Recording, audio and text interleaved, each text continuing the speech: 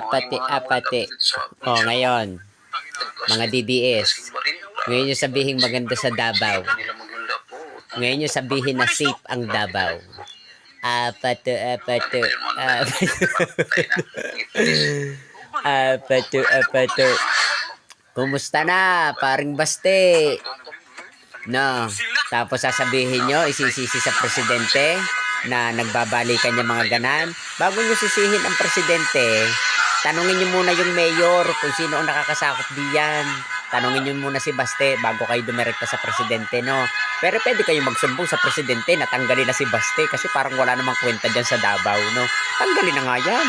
No, i-impeach si Sara, tanggalin si Baste, kasi pakulong si Pulong tsaka si Duterte, no?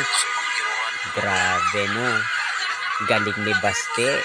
Safe city.